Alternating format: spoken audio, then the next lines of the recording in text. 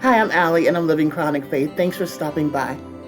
Over 10 years ago, while I was being hospitalized over and over again for multiple chronic illnesses, I started writing down my experiences and the lessons that chronic illness had taught me.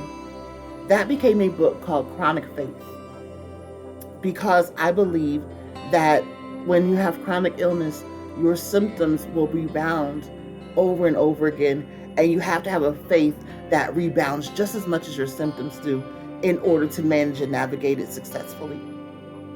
Well, anybody who's living with a chronic illness can tell you that there are moments when it feels like your chronic diagnosis is the boss. It tells you what to do and when. It tells you when to lay down and rest. It tells you what you can and cannot eat. It tells you when you can go out and when you must stay home. And if you do not listen to your body in those moments, you will suffer the consequences. It almost feels like you are enslaved to a diagnosis. But I have experienced personally that God has a grace for people living with chronic illnesses, chronic pain, chronic conditions of all kinds. He has a grace for us that is sufficient to carry us through even the most difficult moments living with a chronic diagnosis. He has a freedom for us right in the middle of what we're dealing with that allows us to experience His joy and His peace and His freedom from all of the negative thoughts, from all of the challenging moments that we have sometimes with those chronic illnesses.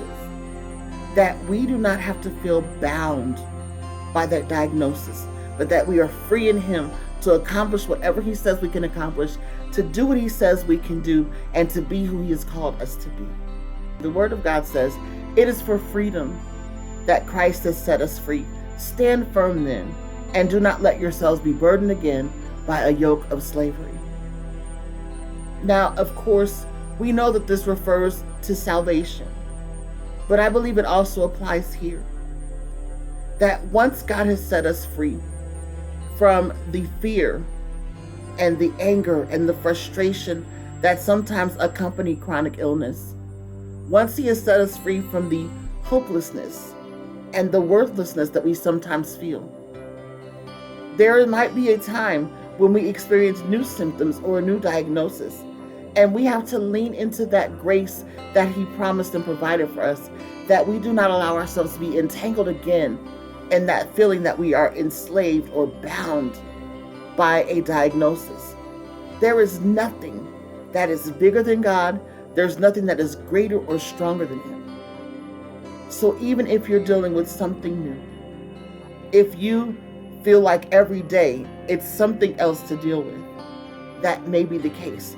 But you have the grace of God that is sufficient to help you walk through it successfully, knowing that He will never leave you or forsake you, but that He is faithful to be with you, to provide for you everything that you need, and to cover and keep you each and every moment of the day.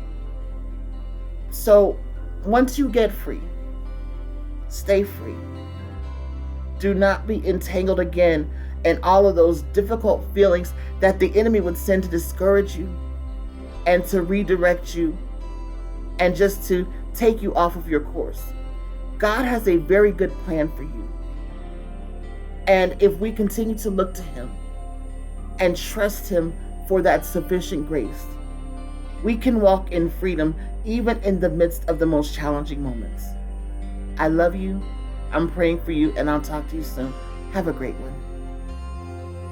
Living Chronic Faith is a faith-first community of believers living with chronic medical conditions and the loved ones who support them.